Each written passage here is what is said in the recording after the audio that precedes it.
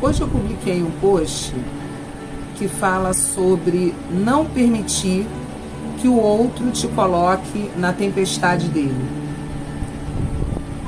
Existe uma reflexão muito interessante de que energia também é uma espécie de presente. Um presente que você aceita ou devolve a quem te ofereceu, dependendo do que você perceba. Você não é obrigado a receber todo tipo de energia que te emana. Da mesma forma que você não é obrigado a receber todo tipo de presente que te entregam. Quem aqui nunca recebeu um presente que não gostou, que não achou bacana, que não se identificou?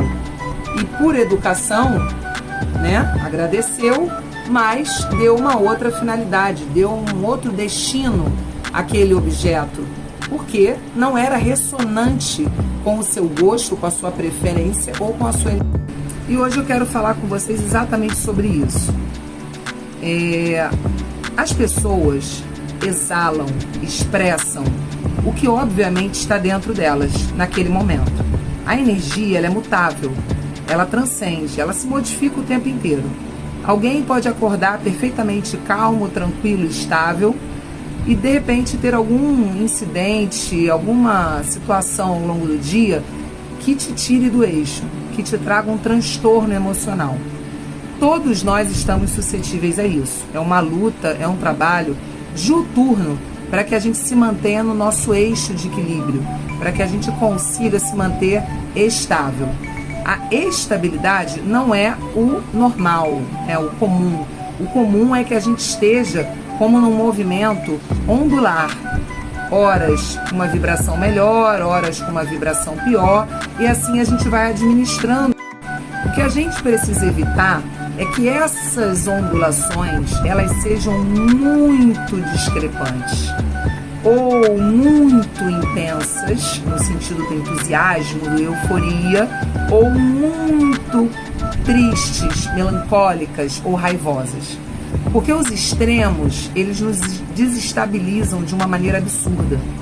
Então, pequenas oscilações de alegria, de felicidade, pequenas ondulações de tristeza ou irritação, ok, é mais fácil para a gente retomar o eixo, o centro de equilíbrio. Quando a gente se permite entrar no movimento mais longínquo dessas oscilações, fica consequentemente mais difícil retornar ao eixo de equilíbrio. Quanto mais você se distancia, mais difícil é para você retomar o equilíbrio. Tanto que quando a gente tem picos de alegria, felicidade extrema, se torna mais difícil você retornar dessa euforia de alegria e se manter estável. Geralmente, após uma euforia, você entra num período de tristeza, saudosismo, melancolia, por conta da lembrança da última euforia vivida. Aquele sabor do quero mais, que pena que acabou. E aí depois você, com o passar do tempo, retoma o equilíbrio. Percebe o movimento? O extremo para cima te leva para o extremo de baixo, para só depois você conseguir voltar ao equilíbrio. A mesma coisa acontece quando você se deixa abalar absurdamente por algo muito ruim, por algo muito negativo, por algo que te desestrutura energeticamente. Aí, dessa forma, você tem um pico, mas é um pico de irritação, de chateação, de explosão energética, e depois você se sente fraco, cansado, exaurido, porque você demandou muita energia para poder extravasar essa raiva, essa irritação, esse inconformismo. Então o organismo, para poder te compensar, ele faz com que você tenha uma queda brusca, ele te puxa o freio, fala, opa, você gastou muita energia nesse pico aí de movimentação que você fez, agora vem cá, vai se sentir cansado, vai se sentir frágil, vai se sentir lerdo, para poder descansar um pouco e só então retomar ao equilíbrio. Percebe a perda energética que é demandada nessas situações? O que eu estou sugerindo aqui é que cada um de nós prestemos bastante atenção naquilo que a gente gasta energia, para a gente poder escolher o que realmente vale a pena nos nossos picos de investimento energético. A maioria das coisas não vale. E aí entra o segundo ponto dessa questão, e não menos importante que o primeiro. Quando você emana essa energia, a tendência é que quem esteja ao seu redor fique suscetível, em algum grau, a receber essa energia que você está emanando. Porque nós vivemos num sistema energético.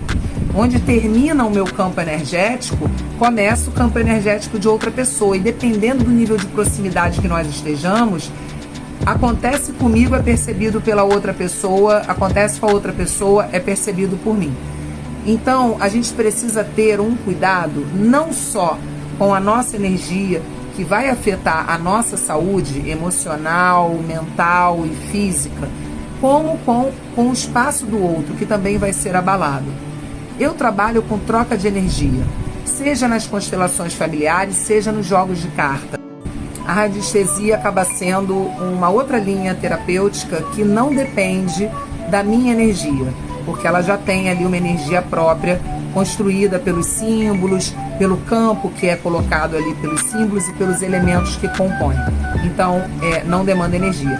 Mas a constelação familiar e o jogo de cartas, sim, porque eu preciso me conectar com o campo áurico de quem eu estou atendendo para poder entrar naquela sintonia, entrar naquela energia e conseguir captar as informações que eu preciso. Por que eu estou chegando a esse ponto com vocês? É muito importante que ao receber, seja uma sessão de constelação, seja um jogo de cartas, você esteja equilibrado. Você tente fazer um exercício de respiração para te colocar no eixo. Se você está muito agitado, se você chegou correndo do trabalho, se você teve uma discussão com alguém minutos antes da sua sessão, é interessante que você reavalie se você está em condições psicológicas, emocionais, físicas até, porque não, de receber aquele atendimento naquele momento. Às vezes a gente se deixa levar pelo grau da nossa ansiedade, querer saber, querer entender. Só que não adianta a gente priorizar a nossa ansiedade e a gente não está numa posição energética receptível do que está sendo dito, do que está sendo tratado. É como se a gente fechasse o nosso campo energético para aquelas informações.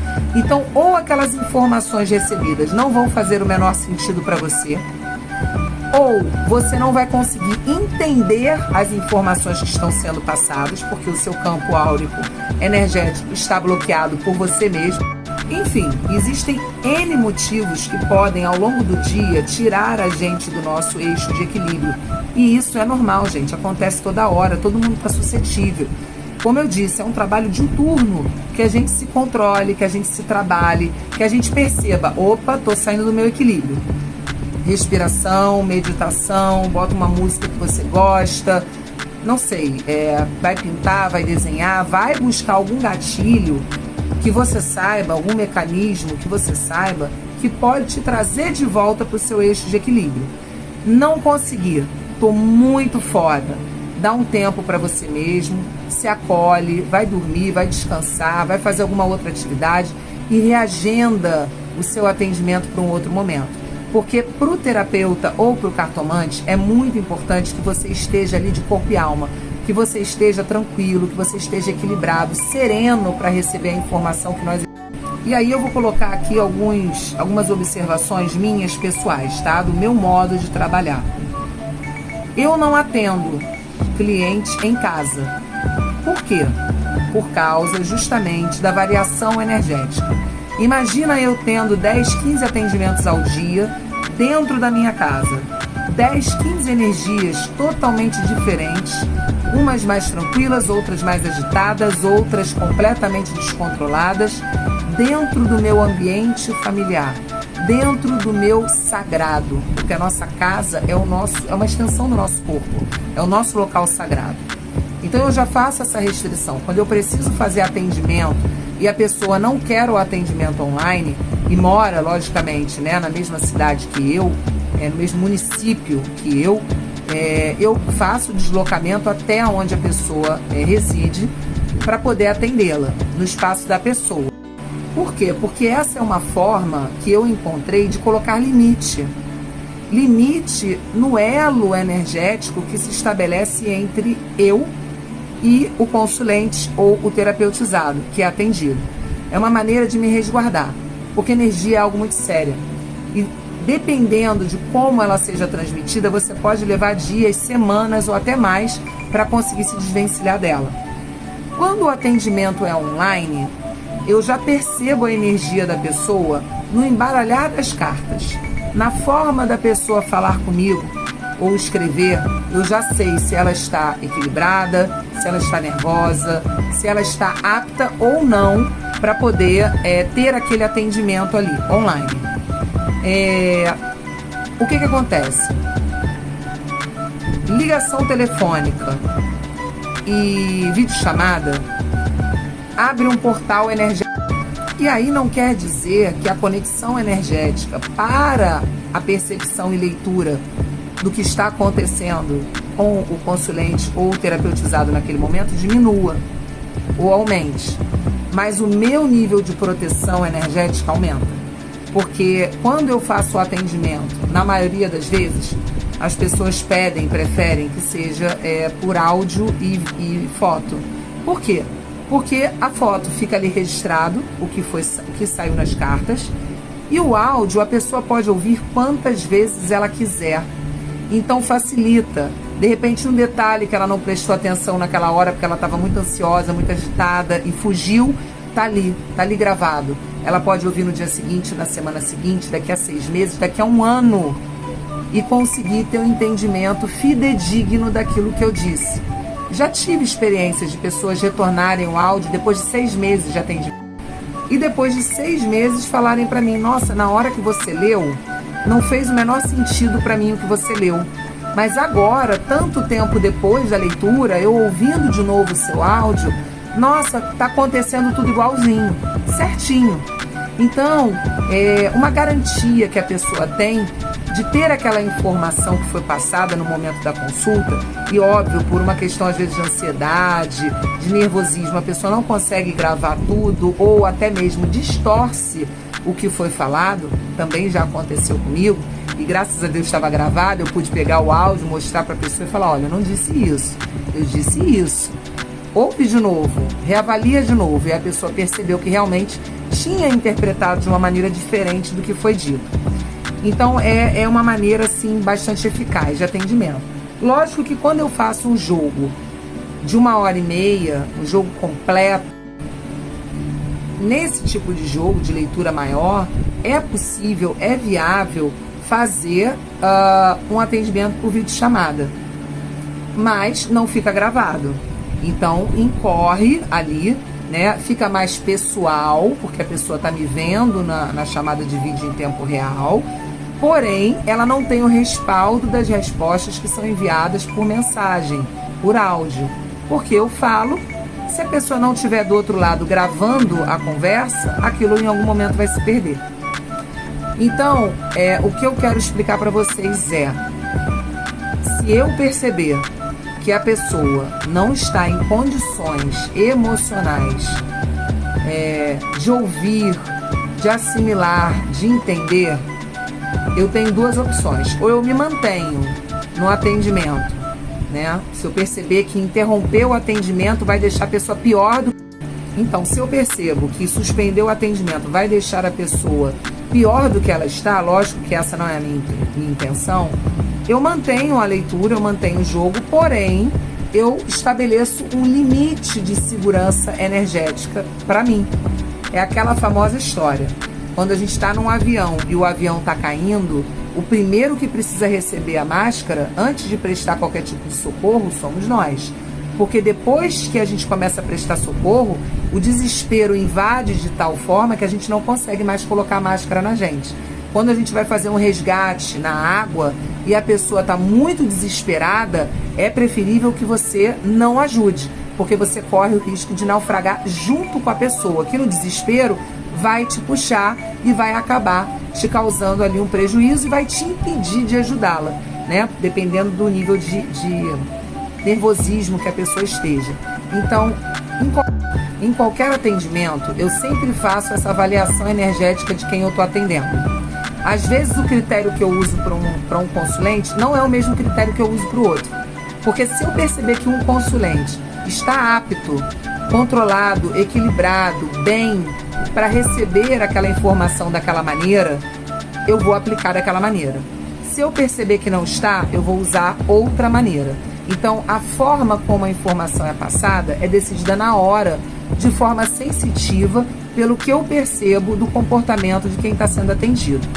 A única regra que é básica, geral e absoluta é: eu priorizo o meu equilíbrio energético. Até porque depois do seu atendimento, virão outros atendimentos. E não é justo com os próximos atendimentos que eu tenha absorvido uma carga de desequilíbrio tamanha do seu atendimento que eu não consiga cumprir com a agenda do restante que está aguardando. Agora eu vou mudar de tema. É uma continuidade, mas é um tema específico. Gente, quando a gente faz uma leitura, agora eu vou falar especificamente sobre a leitura cartomântica, apesar de também se enquadrar na constelação familiar, mas vamos lá, vamos focar na leitura de cartas. A gente tem uma expectativa, a verdade é essa: todo mundo que procura a leitura de cartas cria uma expectativa sobre o assunto. Eu quero saber sobre tal coisa, mas eu já crio uma prévia expectativa de que a resposta vai ser positiva, vai ser do jeito que eu quero, vai me dar um norte de forma que eu consiga obter o que eu preciso.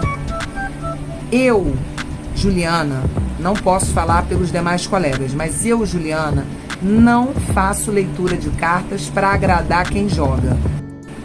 A leitura de cartas é uma orientação, é um direcionamento, é uma previsão energética projetada no futuro com base na energia que está vibrando no momento atual. É uma sentença? Óbvio que não. Não é uma sentença, não é algo definitivo, mas é algo muito provável, né? Porque existe uma energia se movimentando e se ela continuar se movimentando dessa mesma maneira, a tendência é que o que aparece nas cartas venha a se concretizar. Para que não venha a se concretizar, há necessidade de se fazer uma mudança na energia atual. Para se mudar a energia atual, precisa estar disponível, receptível para entender e aceitar o que precisa ser mudado, o que não acontece na maioria das vezes, né? Por N fatores. Então, quanto mais resistente você, consulente, se colocar sobre o que você está ouvindo, quanto mais você tentar se recusar ao que está sendo falado, até por uma questão muitas vezes defensiva, né? Porque você está ouvindo algo que te desagrada, ou porque você tinha criado uma expectativa X e o cartomante está te falando uma probabilidade Y, que é oposta ao que você queria. O interessante é que você tente se abrir, ficar flexível e tentar analisar o que pode fazer sentido no que está sendo dito. Por quê? Não adianta entrar numa defensiva, como já teve casos, né, que eu atendi. Nada disso que você está falando está acontecendo. Gente, o que está sendo falado é passado, presente e futuro. Se você não está reconhecendo a narrativa que eu estou passando para você, provavelmente seja uma circunstância que ainda não aconteceu, que esteja projetada a acontecer em algum momento, tá? Eu já tive leitura, e alguns clientes eu já comentei isso, provavelmente em algum vídeo que eu gravei também. Eu já recebi uma leitura de cartas extremamente assertiva, mas que só foi acontecer 2 anos depois. Eu já tinha até esquecido da leitura, eu já tinha desacreditado, eu já tinha falado, enfim, mudança aconteceu, ficou para trás, abandonei a ideia. Quando a situação aconteceu, e aí eu fui buscar as informações que eu recebi naquela leitura, nossa, tudo bateu 100%. Tudo, nos mínimos detalhes. Não é no nosso tempo, é no tempo da espiritualidade. Ah, porque você está me descrevendo de uma maneira e eu não me vejo dessa maneira. Ok. O fato de você não se ver dessa maneira não significa que você não seja dessa maneira. Você pode simplesmente ter uma visão distorcida a seu próprio respeito. É uma possibilidade, tá? Então, assim, o jogo de cartas, ele leva a gente para um lugar muito desconfortável. Desconfortável porque as previsões nem sempre são as que a gente deseja ouvir. Certas características que são narradas da gente ou da outra pessoa que está ali envolvida no jogo, muitas vezes não é o que a gente gostaria de ouvir, mas é o que a gente precisa ouvir. As cartas, elas trazem uma energia do que é preciso, do que é importante ser falado. Elas não vão ficar trazendo detalhamento, coisas banais só para encher linguiça. Elas vão no ponto, elas vão na raiz do problema, que muitas vezes está no seu inconsciente. Por isso que eu falei que tinha ali uma similaridade com a terapia de constelação familiar. Porque a gente busca uma informação do inconsciente, decodifica e traz para o seu consciente. Só que tem pessoas que conseguem fazer esse start rápido, sai do inconsciente e vai para o consciente imediatamente. Tem pessoas que têm um delay para que isso seja absorvido. Demora um tempo para que entendam, para que percebam, para que reconheçam a informação que está sendo passada. Tá? E isso é tempo de cada um. Não tem como a gente mudar, não tem como a gente impor a nossa vontade sobre o livre-arbítrio da pessoa. Mas é uma chamada que eu faço para que vocês se autoconheçam melhor e deixem um pouco, às vezes, deixem de lado o ego ou a prepotência de achar, acreditar que sabe tudo sobre si, se conhece como a palma da mão e não é nada aquilo, e ficar um pouco mais flexível para o que é falado, né? Não é vulnerável, mas é mais flexível. Analisar, ponderar, refletir, mergulhar nesse inconsciente, né? Que é uma caixinha de Pandora que a gente carrega e que muitas vezes a gente precisa abrir, precisa mergulhar ali, precisa tentar absorver com mais profundidade, porque tem questões cuja causa está muito enraizada, é muito antiga, vem da infância, quiçá até de outras existências, e a gente acaba tendo dificuldade nisso. A gente repete aquele comportamento cansativamente e não consegue progredir, e as coisas não acontecem de forma positiva. A gente tem que estar preparado para a transmutação energética. E aí eu vou dar um outro exemplo para vocês. Tive uma amiga que fez aniversário e eu optei em dar de lembrança para ela um cordão cujo pilar, cujo pingente era uma mandala. E tinham várias cores de mandala, né? Eu escolhi para ela a mandala violeta. Por quê? Porque violeta é a cor da transmutação energética, é a cor da cura, da transformação, do permitir se conhecer melhor, sair de um estágio vibracional e migrar para um outro estágio vibracional. E era o que eu desejava para ela naquele momento, né? Aniversário, mudança de ciclo, nova fase. Então, que ela pudesse se transmutar, renovar a sua energia, fazer as mudanças e adaptações necessárias que estavam ali no inconsciente e precisavam aflorar no consciente. Claro que, gente, a cor violeta por si só não vai fazer ninguém transmutar, evoluir isoladamente. É lógico que é um impulso, um simbolismo, um paliativo para impulsionar aquela transmutação, porque a gente sabe que existe a cromoterapia e tem bastante fundamento e tem bastante coerência. A gente só não pode transferir a responsabilidade da transmutação, do autoconhecimento para a cor que a gente usa, porque se fosse assim, todo Réveillon, o ano seguinte seria exatamente da maneira que a gente idealizou com a roupa que a gente colocou no Réveillon. E a gente sabe que não funciona assim.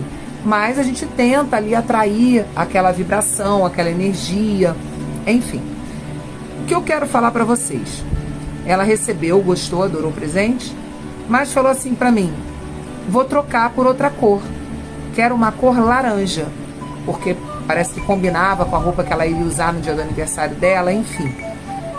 Ok, o presente é dela, ela troca pela cor que ela achar melhor, sem problema nenhum. Qual o detalhe? Ela é uma pessoa extremamente agitada, daquelas que tem uma energia que transborda, que inundam, que contagia, over, muito, muito. É difícil de acompanhar, para vocês terem ideia. Pense em alguém tão agitado, tão eufórico, tão alegre, tão animado, que é difícil você acompanhar. Tem momentos que a gente próximo dela chega a ficar cansado. Com tanta energia que ela emana, ela cansa as pessoas que estão próximas, né? Porque é uma enxurrada de energia muito forte. E ela queria trocar a cor violeta pela cor laranja, porque ela se identificava mais com a cor laranja, tanto que ela escolheu a cor laranja para passar o dia do aniversário dela. E ali naquele momento eu entendi que ela não estava preparada para transmutar, ela não estava pronta para aceitar a calmaria. Simbolicamente, né, como Jung diria, ela não estava preparada para aceitar essa transmutação.